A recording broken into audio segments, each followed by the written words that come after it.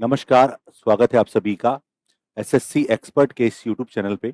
मैं धर्मेंद्र आप सभी का हार्दिक स्वागत अभिनंदन करता हूं।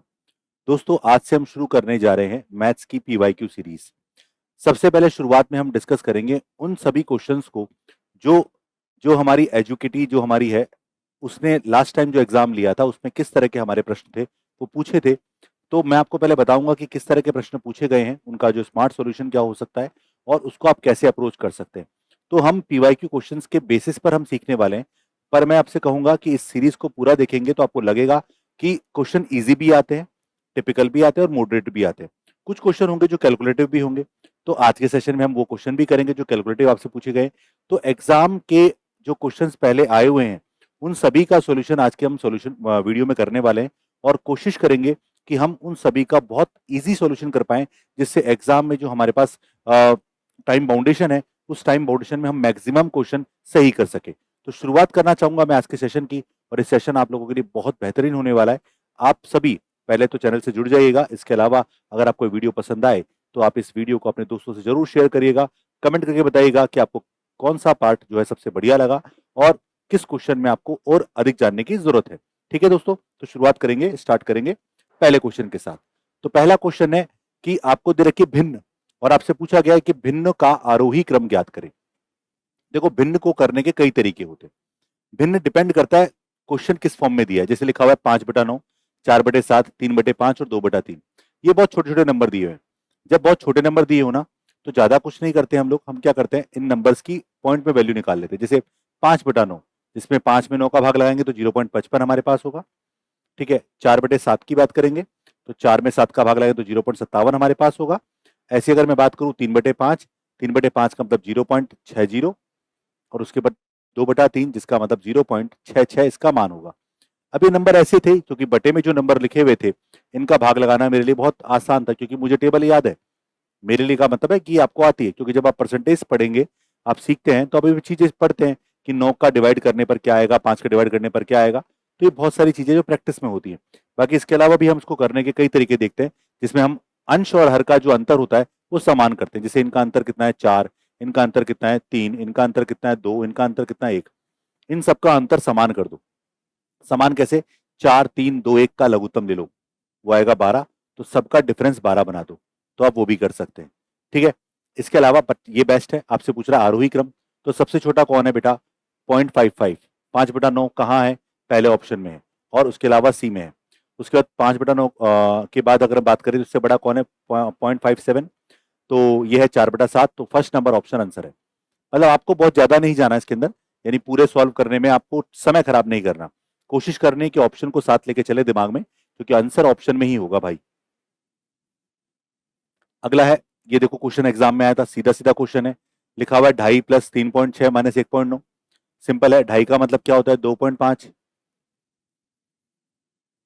ये क्वेश्चन इजी है, बट ऐसा नहीं है। जब ऑनलाइन पेपर होता है तो बहुत सारे क्वेश्चन इजी होते हैं जो देखते ही आंसर निकलते हैं। जिसे जोड़ेंगे तो 6.1, उसमें से 1.9 घटाएंगे तो आएगा 4.2। क्या आएगा, 4.2। ऑप्शन नंबर फर्स्ट इसका सही जवाब है। इजी था, मतलब कुछ क्वेश्चन ऐसे होंगे एग्जाम में जो कैलकुलेटिव होंगे लेकिन बहुत इजी होंगे। जैसे ये कैलकुलेटिव है पर इजी है। ये लिखा हुआ है इवेलुएट। ठीक है, इसको सॉल्व करना है आपको। जैसे 7 × 28 और 29/4। सिंपल लिख लिया मैंने इसको, बाकी सब सिंपल है। तो ये ध्यान रखिएगा, जब भी ऐसे ब्रैकेट्स हो तो सबसे पहले अंदर वाला ब्रैकेट आपको सॉल्व करना होता है। तो सबसे अंदर कौन है बेटा, 3/4 - 1/4। तो 3/4 - 1/4 का मतलब होता है हाफ।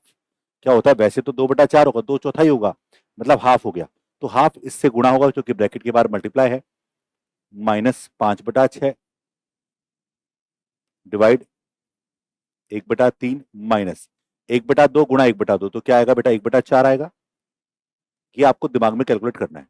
अब यहां पर इसकी बात करेंगे तो लघुत्तम आएगा 12। 4 यहाँ, 3 यहाँ, 4 में से 3 गया तो 1/12। तो ये बचेगा 29/4 माइनस इसके बाद बचेगा 5/6 डिवाइड बाय, अगर मैं इसकी बात करूं तो 1/12 हमारे पास हो गया। करेक्ट, ये आ गया हमारे पास। तो 29/4 माइनस, अब ये जब भाग लगाते हैं तो आप जानते होंगे कि भाग लगाते समय जिसका भाग लगाते हैं उस भिन्न को पलट देते हैं, गुणा में लिखते हैं। तो ये कट गया 2 बार। तो फाइनली रह गया 29/4 - का 10। तो लघुत्तम लिया तो 29 माइनस 40 बटा 4 यानी माइनस का 11 बटे 4, इसका मतलब माइनस का 2 सही 3 बटा 4। तो आंसर क्या आ गया? Option number C. तो ये कैलकुलेटिव क्वेश्चन था, लेकिन इसको बहुत पेशेंस से करोगे तो आंसर आपको मिलेगा। बहुत सिंपल सा तरीका से आंसर इसका निकल कर आ गया। तो ऑप्शन नंबर हमारे पास आया थर्ड। नेक्स्ट क्वेश्चन क्या है? ये लिखा हुआ है 200 सॉफ्टवेयर इंजीनियरों के नमूने से, ये आपको एक टेबल दे रखी है, नमूने से पाइथन में कुशल लोगों और जावा में कुशल लोगों का अनुपात ज्ञात करना है। किसका बोल रहा है? पाइथन में। पहले पढ़ते हैं, देखो क्या है। आपको ग्रुप दे रखे, कैटेगरी देखिए, पाइथन और जावा 50 लोग हैं, पाइथन और जावा दोनों में 50 है, पाइथन ओनली 70 है, जावा ओनली 60 है, नाइदर यानी जो दोनों में नहीं है वो है 20। आपने वो पढ़ा है क्या बोलते हैं वेन डायग्राम, तो वेन डायग्राम का डेटा उसने आपको यहाँ पर सेपरेट करके दे रखा है। तो आपको क्या बोल रहा है? बोल रहा है पाइथन में कुशल और जावा में कुशल का अनुपात आपको निकालना है। तो सबसे पहले हम क्या करेंगे? हम वेन डायग्राम बनाएंगे, क्योंकि क्वेश्चन ही हुआ है ये है पाइथन और ये है जावा। तो पाइथन और जावा दोनों में कॉमन है 50, ओनली पाइथन में है कितना? 70, ये 70 आपको अलग से दिया है। ओनली जावा में कितना है? 60, ये आपको दे दिया है डेटा। और 20 इन दोनों के बाहर आपको बोला गया। अब मुझे क्या कह रहा है? मुझसे कह रहा है पाइथन में कुशल। तो देखो ये केवल पाइथन में, और ये पाइथन में भी और जावा में भी। तो पाइथन में कितने हो गए? तो अगर मैं बोलूं पाइथन में हो गए बेटा 70 और 50 120, और जावा में अगर मैं बोलूंगा तो ये जावा में, केवल जावा में है, तो जावा में तो है, ये भी जावा में है, तो हो गया 110। तो यहां पर रेशियो निकालेंगे आप, तो बेटा 12:11 इसका आंसर होगा। अब आप देखो 12:11 हमारा ऑप्शन है, ऑप्शन नंबर ए। लेकिन आपको देखो अगर जल्दबाजी में रहे तो आप 70 और 60 का अनुपात भी निकाल सकते हैं। अगर वो आपसे पूछता केवल तो आपको 70-60 का अनुपात निकालना, तो ऑप्शन में 7:6 भी है। तो हमें थोड़ा अवेयर रह के चलना है क्वेश्चंस के साथ, आंसर निकल के हमारे वैसे ही आ जाएंगे अपने आप। अगला है, अरविंद ने 80,000 रुपए निवेश कर एक व्यवसाय शुरू किया। 4 महीने बाद भविन ए बी 1,20,000 रुपए निवेश करता है। 8 महीने बाद चंदन यानी सी। तो आप एबीसी ऐसे देखो, डेटा एग्जामिनर देता है जिससे आपका समय बचता है। तो क्या बोल रहा है? इतना निवेश किया, वर्ष के अंत में कुल लाभ 1,05,000 रुपए हुआ। तो पूछा चंदन को कितना हिस्सा मिलेगा। तो सबसे पहले ये पार्टनरशिप का क्वेश्चन है, ये समझिए। और पार्टनरशिप के क्वेश्चन में क्या करते हैं? हमेशा निवेश का अनुपात निकालते हैं। निवेश दो तरह से होता है, पूंजी के साथ और समय के साथ। तो इसने 80,000 रुपए निवेश किए, तो 80,000 को 80 के लिखो, करेक्ट। बी ने निवेश किया 1,20,000, तो 120 के लिखो, 1000 को के लिख सकते हैं ना। और सी ने, चंदन ने 160 के निवेश किए। अब देखो पूरे वर्ष के अंत की लाभ की बात करें तो पूरे 12 महीने इसने निवेश किया होगा। किसने? अरविंद ने। उसके बाद क्या कह रहा है? उसके बाद देखो भविन कितने समय बाद आया? 4 महीने बाद। तो साल में से अगर 4 महीने बाद आता है तो बेटा वो 8 महीने ही निवेश कर पाएगा। और सी की बात करें तो वो 8 महीने बाद आया, तो उसने 4 महीने ही निवेश किया। 12 में से 8 गया तो 4 महीने निवेश किया। अब सिंप्लीफाई करेंगे तो 40 से कट गया 2 बार, 40 से कट गया 3 बार, 40 से कट गया 4 बार। सिंप्लीफाई कर लो, 12 दूनी 24, 8 तिया 24, 4 चौक 16, और चाहो तो काट लो। बट मुझसे पूछा चंदन का, आप इसको भी कर सकते हो, जिससे को 8 से कट रहा है 3, 3 और 2। तो सी का मान निकालना है, तो सी को मिला 2, क्योंकि जिस अनुपात में निवेश किया गया है ना, तो लाभ भी उसी अनुपात में होगा। तो सी को 2 लाभ मिला 8 में से, मतलब निवेश 8 में से 2 था। तो यहां पर आपको मान निकालना है कितने? 1,05,000 का, करेक्ट। तो ये कट गया 4 बार। अब इसको देखो 4 से भाग लगा दो। 1,00,000 का चौथाई 25,000 होता है, और 5,000 का चौथाई होता है 12.5। ठीक है, तो 25 और 26,000 यानी 26,250, 26,250। ठीक है, ऑप्शन नंबर बी। शायद सी में 2 बार आ गया, बट कोई नहीं, ये एग्जाम में आया हुआ क्वेश्चन है। अगला है, ए और बी ने व्यवसाय शुरू किया। ए ने 80,000 रुपए 9 महीने के लिए निवेश किया, और बी ने 1,20,000 रुपए 6 महीने के लिए निवेश किया।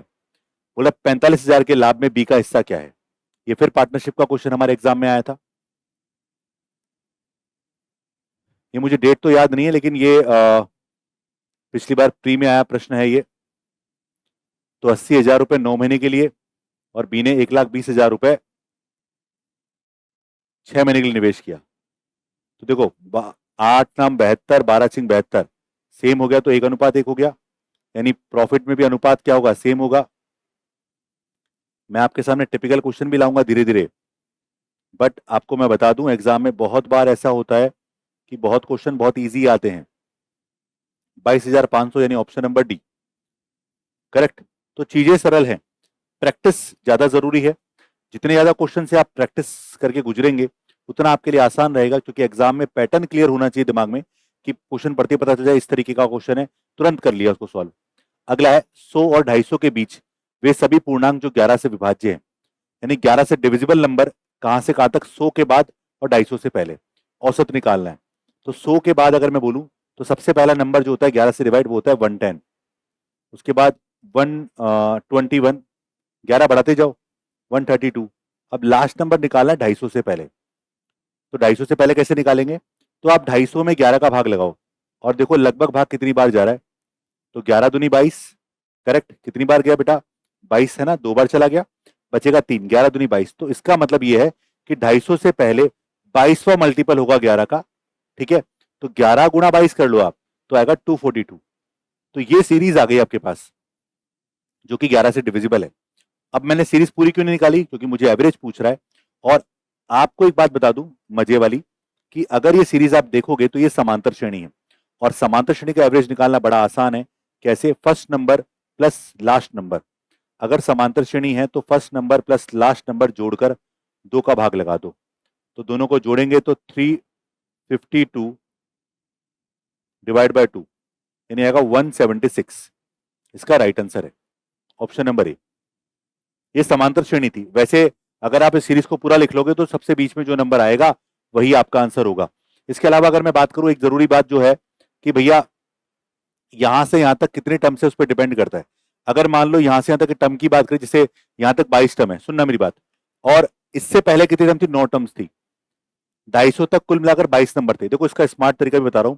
250 से पहले अगर मैं बात करूं, मतलब 250 से पहले कुल मिलाकर 22 नंबर ऐसे हैं जो 11 से डिविजिबल है।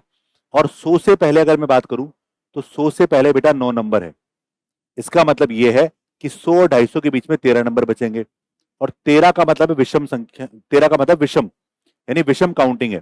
अगर विषम है तो सीरीज के बीच का एक नंबर होगा, और जो सीरीज के बीच का नंबर होगा वो 11 का मल्टीपल होगा। तो यहां पर 11 का मल्टीपल एक ही ऑप्शन है, ऑप्शन नंबर फर्स्ट। ये भी कर सकते हो आप, ठीक है। बट इसका गारंटी देता हूं बहुत कम जल्दी से इसको सोच पाएंगे। ये बाद में देखना और एग्जाम में सोचना, बहुत अंतर होता है दोनों में। बस ये है कि इस क्वेश्चन को देखोगे, एग्जाम में ऐसा मिलेगा तो फिर नहीं छोड़ के आओगे, कंफर्म है। 15 संख्याओं का औसत 80 है, प्रथम 6 संख्याओं का औसत 72 है। ये आई थिंक कैलकुलेटिव क्वेश्चन है। अगली 6 संख्याओं का औसत जो है पहली 6 संख्याओं के औसत से 25% अधिक है। 13वीं संख्या 15वीं संख्या से 8 अधिक है।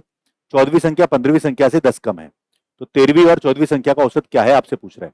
सबसे पहले देखो यहां से यहां तक का डेटा सिंप्लीफाई करो। मुझे दे रखा है 15 नंबर्स जिनका एवरेज दे रखा है मुझे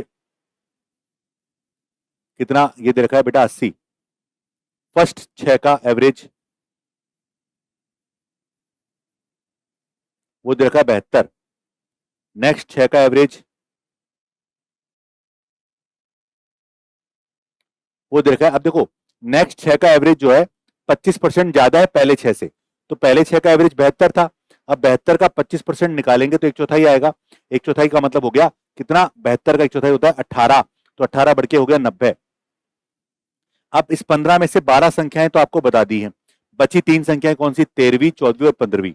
तो पहले अपन उन तीनों का टोटल निकालते हैं। तो यहां पर देखो अब मैं 13वीं 14वीं और 15वीं का टोटल निकालूंगा तो क्या निकालूंगा जरा सुनना एक बार भाई। देखो जरा, 15 का एवरेज 80 है, पहली 6 का एवरेज 72 है। तो पहली 6 में जो एवरेज है वो कितना कम है बेटा, 8 कम है बेस से। और अगली 6 का एवरेज जो है 90, वो बेस से 10 ज्यादा है। Correct, correct. अब सुनना जरा, जो यहां कमी है वो वहां वृद्धि, क्योंकि जो गए हैं वो यहां पर कम कर गए और यहां बढ़ा गए। तो वो जो सारा चेंजेस है उसका अपोजिट काम हमारे इन 3 नंबर में होगा। तो 12 नंबर में 15 में से 12 गए, 3 नंबर, 3 का एवरेज 80 तो है ही, टोटल होगा 3 गुना 80। और ये 8 की कमी 6 नंबर में, तो यहां वृद्धि होगी 6 गुना 8। उसके बाद 6 में 10 की वृद्धि, तो कमी हो जाएगी 6 गुना 10। तो यहां पर आ गया 240, ये आ गया। दोनों में 6 कॉमन आ गया, 8 में से 10 गया तो माइनस का 2, 228 ये आ गया हमारे पास।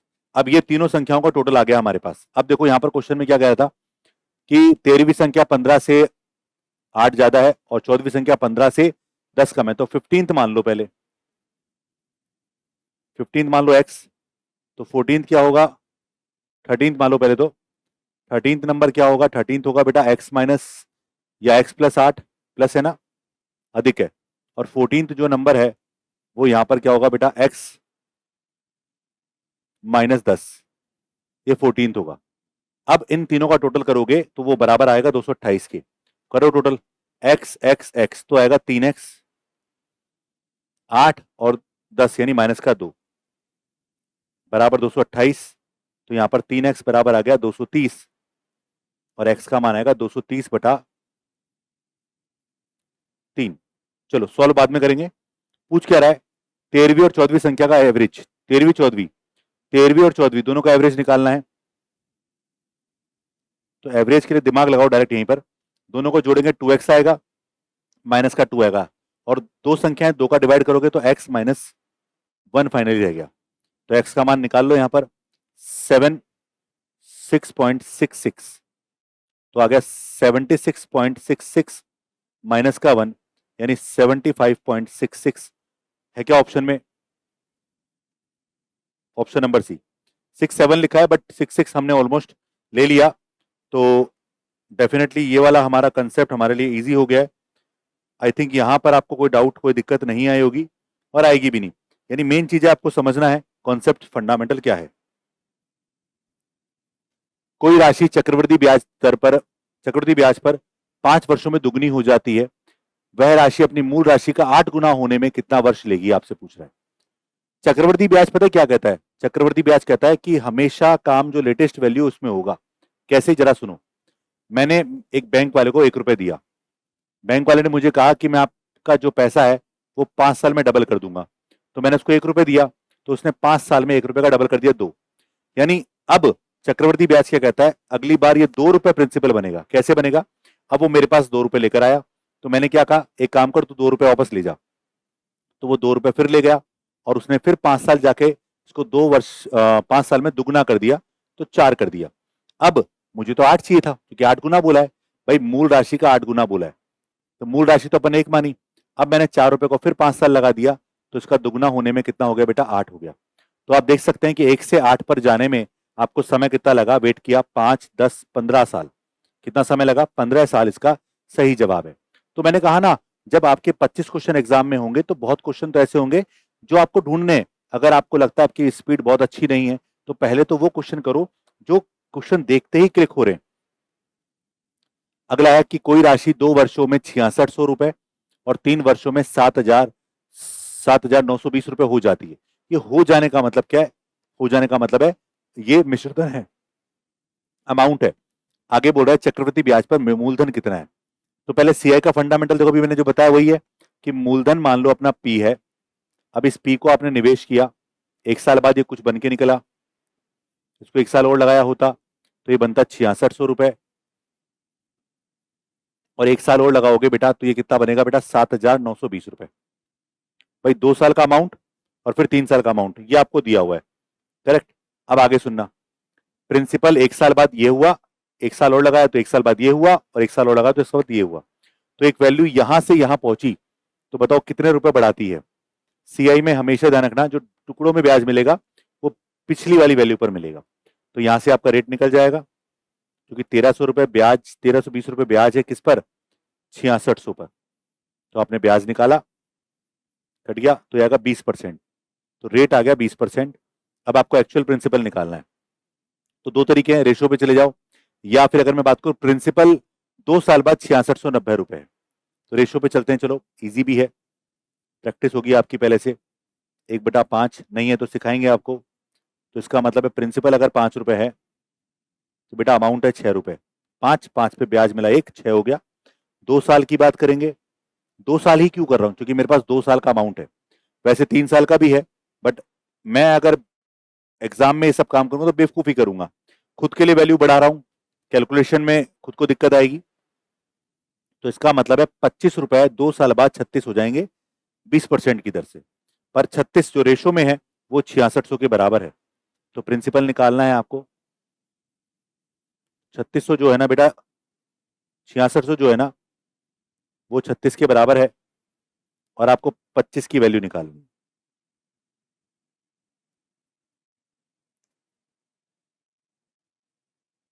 27500 4 बार टाइम डिवाइड जा रहा है, ऐसे आप ऑप्शन चेक करो तुरंत। 4 में है क्या? हाँ भाई, 2 ऑप्शन है 4 में, आगे भी जा रहा है, कितना बचा? 3। तो 5 वाला, 4 5 वाला ऑप्शन यानी ऑप्शन नंबर सी। तो 4583.33 करेक्ट। मतलब पूरा नहीं करना है, आपको समय बचाना है। अगला है, सुमन ने 25 लीटर दूध 45 रुपए प्रति लीटर की दर पर और 15 लीटर दूध 50 रुपए प्रति लीटर की दर पर खरीदा। ठीक है, उसने दोनों को क्या किया? मिलाकर 48 रुपए प्रति लीटर के भाव से बेच दिया। तो पूछ रहा है उसका कुल लाभ अथवा हानि परसेंट ज्ञात करो।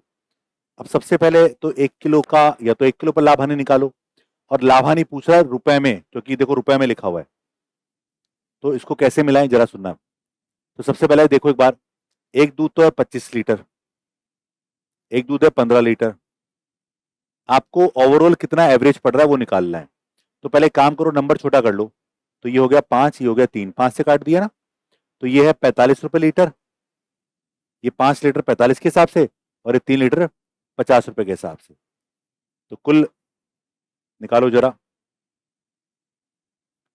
तो कुल का मूल्य निकालेंगे तो बेटा कितना आएगा? 45 और 50 के हिसाब से आपको चलना है, तो आंसर वैल्यू जो आएगी बीच में आएगी। तो 45 गुणा 5 यानी 225, और 3 गुणा 50 150। तो इस तरह से 8 किलो का कुल मूल्य आ गया अपने पास 375। करेक्ट। तो टोटल कॉस्ट प्राइस निकालो जरा। तो आप बोलोगे सर 375 जो है ये तो 8 का है, पर हमें अगर ये पैसा नहीं, अगर ये परसेंटेज पूछ रहा होता ना, तो मैं ये नहीं कर रहा होता, मैं डायरेक्ट ही कर रहा होता कि 375 डिवाइड बाय 8 कर लेता और परसेंटेज निकाल लेता। लेकिन यहां पर रुपए पूछ रहा है तो मुझे पूरी मात्रा लेनी पड़ेगी। तो 375 8 किलो का है, तो 40 किलो का निकाला गुणा 40। ठीक है, तो ये कट जाएगा हमारे पास 5 बार, 5 से मल्टीप्लाई किया, 5 पचम 25, कैरी 2, 37 का 7, कैरी 3, 15 3 18। अब मैं टोटल सेलिंग प्राइस की बात करूंगा बेटा। तो यहाँ पर आप देखेंगे कि 40 लीटर अपने पास हो गया, क्योंकि 25 और 15 मिलाकर 40 और 48 के भाव से बेचा है, तो 1920। तो बताओ यहां से यहां तक प्रॉफिट हो रहा है क्या? जी हाँ, 45 रुपीज प्रॉफिट है क्या ऑप्शन में? बिल्कुल, ऑप्शन नंबर बी। तो ये बढ़िया क्वेश्चन था, थोड़ा सा कैलकुलेटिव भी है, पर आपको पता होना चाहिए स्टेप्स क्या फॉलो करनी है ना। एक खिलौना निर्माता ने 1200 खिलौना कारें 90,000 में बनाई। ओके, उसने 200 कारें दान कर दी हैं, 200 फ्री जा चुकी हैं। अब आगे बढ़ा, मतलब 1000 ही बेचेगा वो। शेष पर उसने 120 रुपए प्रति कार का मूल्य रखा, शेष पर उसने 120 रुपए प्रति कार मूल्य रखा, और साथ ही 10% की छूट दी, और साथ ही हर 2 कारों पर हर 8 कारों पर 2 कारें मुफ्त दी। और यदि सभी 1200 कारें वितरित हो गई तो उसका कुल लाभ अथवा हानि परसेंट ज्ञात करो। ये लो, ये मैं कहूंगा बढ़िया क्वेश्चन है और गजब क्वेश्चन है कहूंगा। ठीक है, तो सबसे पहले आप बताओ उसके पास कारें कितनी बची हैं। तो 1200 में से 200 कारें फ्री कर चुका है वो, बची 1000 कारें, या ऐसे मान लो, कई बार किताबों पे आता है। अब उसने क्या किया, प्रत्येक किताब का मूल्य कितना रखा बेटा? 120 रुपए के हिसाब से रखा। कितना रखा? 120 रुपए। तो अगर मैं बोलूं यहाँ पर 1000 किताबें उसको बेचनी है, लेकिन उसमें क्या करना है, उसको 1000 किताबों को अगर वो बेचेगा तो 120 रुपए के हिसाब से बेचेगा। लेकिन कंडीशन और कर दी उसने कि उसने प्रत्येक 800 जो कार है उस पर 2 कारें मुफ्त दी है। तो कोई 808 खरीदेगा तो 2 मुफ्त और मिलेगी उसको। करेक्ट है। तो यहाँ पर एक तरह से उसने कितना मतलब अगर मैं कहूँ डिस्काउंट दे दिया, तो 2 तरह से डिस्काउंट दिया, मूल्य में भी डिस्काउंट दे दिया, कई तरह के डिस्काउंट आपको मिल चुके हैं। करेक्ट। तो यहाँ पर अगर मैं बात करूं कि भाई मुझे लाभ हानि निकालना है तो कैसे निकालूंगा, बहुत सारे कंसेप्ट हैं इसको करने के लिए। सबसे पहले बात क्या कह रहा है कि उसने 120 रुपए में पर कार बेची है, पर क्या सारी कार बेची? नहीं। तो मैं आपसे जो पूछू सुनो, 200 जा चुकी है।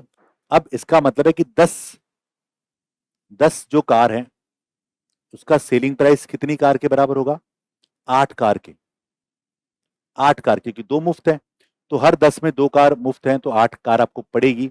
8 का पड़ेगी, इसका मतलब 8 कार के लिए होगा। इस तरह से 1000 अगर कार आपके पास है, सुनना इस बात को, बहुत इंपॉर्टेंट तरीका है। अगर 800 कार मतलब अगर आपके पास 1000 कार है तो आपको 800 कारों का पैसा प्राप्त होगा।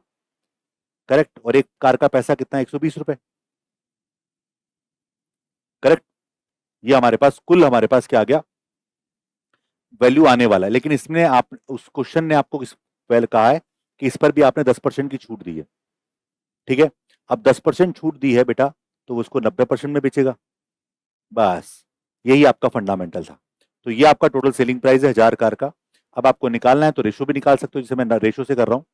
तो 90,000 रेशो 800। 800 क्या, थोड़ा छोटा कर लो यहीं पे। 8 गुणा 120 गुणा 90। करेक्ट। कट गया 1000। तो 100 ये आ गया, 12×8 = 96 वो आ गया। तो बताओ क्या हो रहा है? तो ये सीपी था, ये एसपी है, तो 4% का आ गया भाई लॉस। ये बढ़िया क्वेश्चन था, बहुत शानदार क्वेश्चन था। बट इसको अगर आप और कोई मेथड पे लंबे तरीके से करने जाओगे तो काफी समय लगेगा। ये बहुत इजी तरीका हो गया जिससे हमने अपना समय भी बचा लिया है। अगला क्वेश्चन क्या है? एक रिटेलर ने एक एयर कंडीशनर को लागत से 80% अधिक पर अंकित किया। उसने पहले 25% की छूट दी, फिर उत्सव ऑफर में अतिरिक्त 10% की छूट दी। अंतिम विक्रय मूल्य 15,552 रुपए रहा। तो बोला एयर कंडीशनर का लागत मूल्य लगभग कितना है? लगभग पूछ रहा है, मतलब कैलकुलेशन करवाएगा वो आपसे। लगभग वर्ड ने लिखा होता तो शायद आंसर तुरंत निकल जाता। तो पहले तो अपन एक काम करते हैं कि स्टार्टिंग से एंड पर गए आप। ठीक है। तो आपने पहले 80% बढ़ाया, तो सीपी से एसपी का रेशियो निकालना है। तो देखो शुरुआत में 80% किया, तो 80% का मतलब होता है 4/5, यानी 5 से पहले बार में 9 रखा आपने सीपी से एसपी। ये कैसे आया? 80% की वजह से। फिर 25 की छूट दी, तो आपने 4 से 1 रुपए कम कर दिया, तो 3 रह गया। फिर 10% की छूट दी, तो 10 से क्या रह गया बेटा? 9 रह गया। अगर आप गुणा कर ले तो चलो 200 आएगा। ये आएगा 9 नाम 81, 243। इसका मतलब ये है कि 243 का जो वैल्यू है वो आपको दे रखा है 15,552 रुपए।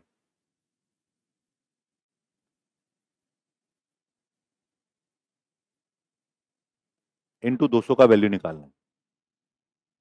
तो पहली चीज तो ये है कि वैल्यू जो आएगी वो 15,000 रुपए से कम आएगी, और ये सारे ही नंबर 15,000 से कम है।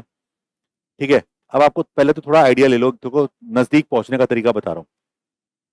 जैसे अगर ये आपने 200 माना, करेक्ट, मेरी बात सुनना ढंग से एक बार जरा। ये 200 माना, ये 250 माना होता। तो 200 250 का मतलब कितना हो गया बेटा? 4/5। 5 से कटेगा तो 3,000, है ना? 5 से कटेगा तो 3,100 कुछ, 110 रुपये मान लो। भाई 5 से कटेगा तो 3,000, 3,110। और यहां पर अपन ने 4 बार काटा था, करेक्ट ना? 4 5 हो गया था ना? तो 0 4 4 12, तो 12,440 रुपए से कम आना चाहिए। करेक्ट है। ऐसा लगभग अगर मैं बोल रहा हूं तो क्यों, लेकिन यहां पर इधर है ना 250 नहीं है, ये तो ज्यादा आना चाहिए था। इसका मतलब लगभग इसके आसपास घूमेगा वैल्यू। तो यहां से एक हिंट मिल चुका है आपको। इसके अलावा एक और भी काम कर सकते हो आप। ये 200 है, 240 मानोगे तो ये 5 और ये 6। अब सुनना मेरी बात, 15,552 डिवाइड बाय, लगभग है इसलिए बोल रहा हूं मैं आपको, 6 5, 200 और 240 लेके चल रहा हूं मैं। कम लिया है, ध्यान रखना, कम लिया है, इसका भी फर्क पड़ेगा। तो अगर मैं इसको काट भी लूं तो 6 दूनी 12, 3 बचा, 6 पंजे 30, 5 बचा, 6 पंजे 30, बचा 5, 52 हो गया। लगभग 6 नाम 54, तो ये आएगा 25,125, यानी 12,000 वाले सीक्वेंस में आंसर आ रहा है। तो इस तरह से आप इसका अगर आंसर निकालने जाओगे तो आपको मोटा मोटा आइडिया मिलेगा कि आपका जो आंसर आएगा ना वो बेटा 12,000 के नजदीक आएगा। तो ये जो चीजें मैं बता रहा हूं ना, ये सबसे जरूरी है समझना कि भैया आपको क्या करना है। आपको हमेशा क्वेश्चन को इजी बनाना है, ना कि क्वेश्चन को टिपिकल। अगर क्वेश्चन को इजी बनाने नहीं जाओगे तो बेटा बहुत मुश्किल होगी एग्जाम के अंदर। ठीक है। तो ये आइडिया लग गया। उसने लगभग भी लिखा है, पर क्या पता पूरा कट जाए। अगर पूरा कट जाए तो मेरा काम आसान हो जाएगा। करेक्ट ना? अगर ये पूरा कट जाए तो मेरा काम आसान, जैसे 3 के पहाड़े में 12 2 आता है 4 बार, 4 दूनी 8, मतलब ऑप्शन सी हो सकता है। तो इस तरह से आपने वैसे आइडिया लगा लिया, पर 12,800 ही आंसर होगा इसका, ऑप्शन नंबर सी। ये मैंने लगभग देखकर किया, बट अगर आप काटने जाएंगे तो शायद पता चलेगा, उसके बाद इसका आंसर होगा। बट फिर भी मैं कहूंगा एग्जामिनर ने लगभग देकर ऑप्शन ऐसे छोड़े हैं कि आपको कैलकुलेशन ना करनी पड़े। ये आप करके चेक करिएगा एक बार, है ना। एक 40 लीटर मिश्रण में रस और पानी का अनुपात 5:3 है। पानी कितने लीटर और मिलाना चाहिए ताकि अनुपात 2:3 हो जाए। आप देखेंगे जूस और वाटर का रेशियो क्या है बेटा, पहले है 5:3, बाद में अनुपात है 2:3। आपको वाटर बढ़ाना है तो वाटर का रेशियो डिफरेंट होना चाहिए, जूस सेम होना चाहिए, तो ऊपर आप 2 से गुणा कर दो, नीचे आप 5 से गुणा कर दो। 10:15,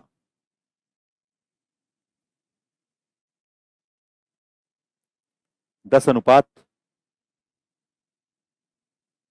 जस्ट ए मिनट, नीचे 5 से गुणा किया, हमने समान रखा है, ये 6 है बेटा, 2 से गुणा किया, ये 10 और ये 15। अब देखो अपना जूस जूस जो है वो 10 से 10 सेम है, वाटर जो है 6 से 15 हो गया तो 9 बढ़ गया, कितना आ गया, 9 बढ़ गया। तो यहां पर आप देखिए ये हमारा 9 बढ़ चुका है, तो टोटल हो गया 16 लीटर मिश्रण। अब 16 किसके बराबर है, 40 के, क्योंकि हमने यहां पर क्या किया, जूस सेम करा, वाटर को बढ़ा दिया। तो यहाँ 40 जो है ना बेटा वो 16 के बराबर आपको दिया हुआ है, और आपको 9 का वैल्यू निकालना है। ठीक है, ये एडेड वाटर है।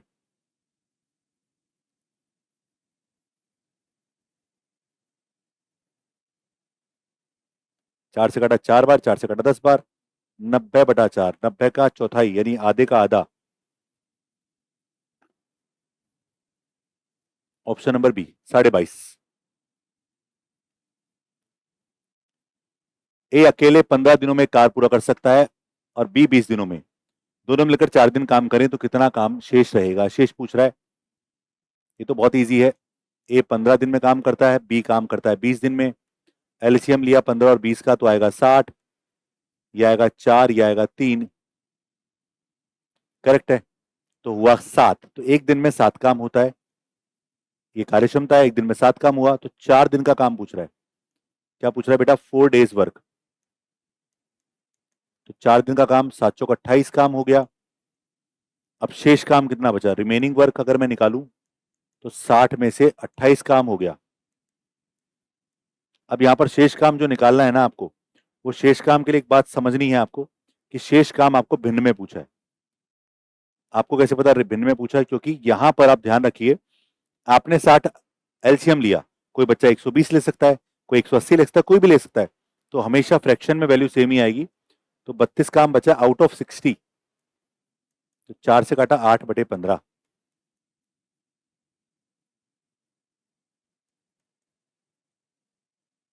ऑप्शन नंबर सी। नेक्स्ट है 17, क्या कह रहा है, दो ऑयल दे रखे हैं, दो तेल क्रमशः 90 रुपए प्रति किलोग्राम और 150 रुपए प्रति किलोग्राम के हैं, और दोनों को मिलाकर 144 रुपए में बेचा जा रहा है, और 20% का लाभ होता है। एलिगेशन आ गया यहाँ पर, तो मिश्रण में दोनों तेलों का अनुपात क्या है आपसे पूछ रहा है। क्या पूछ रहा है, दोनों तेलों का अनुपात आपसे पूछ रहा है, तो क्या करेंगे आप, तो बहुत सिंपल है बेटा। क्या कर सकते हैं आप, देखो यहाँ पर आपको क्वेश्चन में दे रखा है साफ साफ कि अगर मैं बात करूं बेटा, तो दोनों, अगर मैं बात करूं दोनों को लेकर, भाई एक 90 और दूसरा 150 आपको दे रखा है, ओवरऑल 144 है, तो आपसे पूछा लाभ इतना है, तो सबसे पहले मिश्रण का सीपी निकालो। तो आपने 144 में बेचा है और इसमें आपको 20% लाभ हुआ है, तो 120 के बराबर होगा ये, तो 100% निकाला, तो वही 5/6 भी लिख सकते थे आप डायरेक्टली, 24×5 120, तो 120 रुपए लीटर हमारा सीपी आ गया, क्योंकि एलिगेशन कहता है कि दोनों की जो ओवरऑल वैल्यू है वो बीच में आनी चाहिए, सेम कैटेगरी में। 30 30, तो बताओ 30 और 30 का मतलब किस अनुपात में मिलाया, 1:1 में, ऑप्शन नंबर ए क्या आया, 1:1 इसका सही जवाब है। अगला है 3 पाइप एबीसी क्रमशः 6, 8 और 12 घंटे में टंकी भर सकते हैं। तीनों पाइप 2 घंटे तक खुले रहते हैं, फिर सी को बंद कर दिया जाता है, करेक्ट। आगे क्या कह रहा है, शेष टंकी भरने में कितना समय लगेगा आपसे पूछ रहा है। क्या बोल रहा है, पाइप ए बी सी 6, 8 और 12 घंटे में टंकी भर सकते हैं, तीनों पाइप एक साथ 2 घंटे तक खुले रहते हैं, फिर सी को बंद कर दिया जाता है, शेष टंकी भरने में समय। सबसे पहले वही कार्यक्षमता वाला कंसेप्ट है, एलसीएम 24, तो ये 4 यूनिट भरता है, ये 3 यूनिट भरता है, और ये 2 यूनिट, भाग लगा दो, 6 का 24 में भाग लगाया 4, 8 का भाग लगाया 3, 12 का लगाया 2। अब यहां पर क्वेश्चन क्या कह रहा है, देखो तीनों मिलकर 2 घंटे तक काम करते हैं, तो तीनों मिलकर कितना काम कर रहे हैं, 4 और 3 7 और 2 9, सब भरने का काम कर रहे हैं। अब वो क्या कह रहा है, 2 घंटे भर रहे हैं, तो 2 आवर्स का काम निकालो, 18। ठीक है, शेष काम कितना बचेगा, तो 24 माइनस 18 यानी 6 काम बचेगा। अब ये 6 काम कौन करेगा बेटा, ये 6 काम अगर मैं बोलूंगा तो सी बंद कर दिया तो ए और बी करेंगे, तो ए और बी 6 काम को 7 की स्पीड से करेंगे, तो शेष काम कितने घंटे में होगा, 6/7 घंटे। ऑप्शन नंबर फर्स्ट, यही पूछ रहा है शेष काम में कितना समय लगेगा।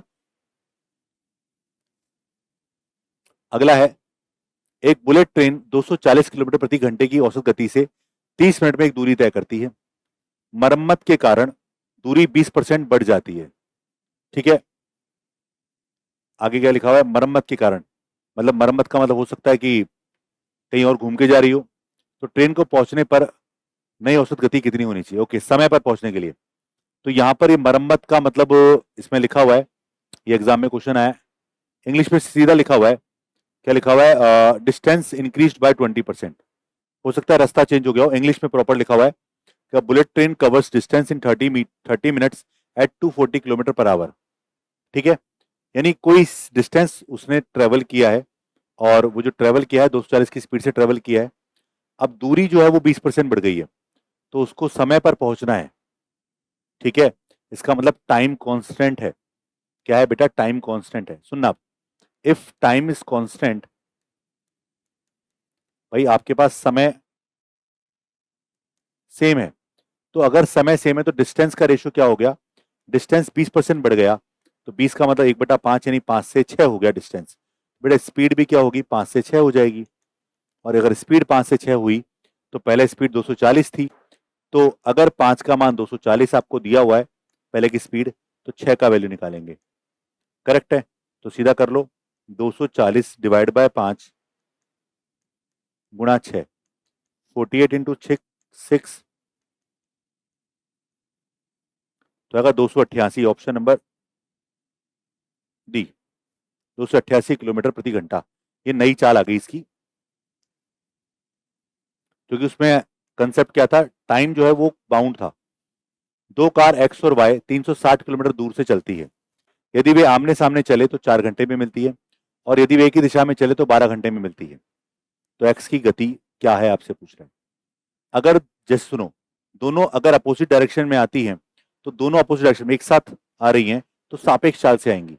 तो अगर मैं मानूं एक्स की स्पीड, देखो दो कार हैं एक्स और वाई, तो मैंने माना अगर वो दोनों एक साथ एक ही विपरीत दिशा में आ रही है, तो उनकी चालों का जो योग होगा वो होगा 360 किलोमीटर, सापेक्ष चाल बराबर दूरी बटा समय कितना है, 4 घंटे, यानी X S X plus S Y बराबर 90 किलोमीटर प्रति घंटा, और दूसरा बोला 12 घंटे में मिल रही है ना, कब, जब ऑपोजिट आ रही है, तो एक्स वाई मतलब S X minus S Y, तो 360/12 यानी आगे 30।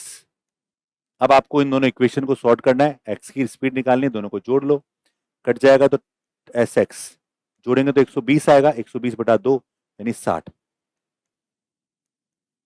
तेज चलने वाले की स्पीड आ गई 60 और स्लो की आएगी 30, तो 60 + 30 और 60 - 30। 21वां क्वेश्चन है कि एक वृत्ताकार पिज्जा जिसकी त्रिज्या 21 सेंटीमीटर है उसका 75% खा लिया गया हो, तो शेष पिज्जा का क्षेत्रफल क्या होगा, आपसे पूछ रहे हैं। तो पिज्जा खा लिया गया है, 75% भाग खा लिया है, तो हमें पता है 25% भाग बचेगा, यानी 1/4 भाग बचेगा। तो सबसे पहले एरिया निकालेंगे इसका, तो पिज्जा का एरिया क्या होगा, वृत्ताकार है, वृत्त का क्षेत्रफल πr² होता है, तो पाई मतलब 22/7, आर का मतलब है बेटा 21, ये कट गया 3 बार। अब आपको पूछ रहा है जो शेष पिज्जा है ना, रिमेनिंग, अगर आपने 75% खा लिया है बेटा, तो इसका मतलब 3/4 खा लिया है, तो बचेगा 1/4, किसका, इस पूरे भाग का, तो 22। अब अपने पास क्या बचा, 22 गुणा 21 गुणा 3, 2 से कट गया 2 बार, 2 से कट गया 11 बार, तो एक आइडिया ले लो, देखो बटे में 2 है, बटे में 2 है तो पॉइंट के बाद 5 ही आएगा। दो ऑप्शन में है तो क्या करें, अब देखो आइडिया लेते हैं। 21 से 63 गुणा 11, 693/2। चलिए नंबर जो होगा वो बी होगा, फिर क्या आएगा, ऑप्शन नंबर बी सही जवाब। एक वलयाकार डिस्क की बाहरी त्रिज्या 10 सेंटीमीटर और आंतरिक त्रिज्या 7 सेंटीमीटर है। तो बोला वलय का क्षेत्रफल और बाहरी वृत्त के क्षेत्रफल के अनुपात क्या है, लगभग आपसे पूछ रहा है। तो देखो इसका क्या कॉन्सेप्ट है, कॉन्सेप्ट है कि दो वृत्त है हमारे पास। क्या है बेटा, दो वृत्त है, एक वृत्त ये रहा और एक वृत्त ये रहा। दो वृत्त है हमारे पास, और दो वृत्तों की अगर बात करूं, दोनों वृत्तों के बीच में एक क्षेत्र बन रहा है वलय।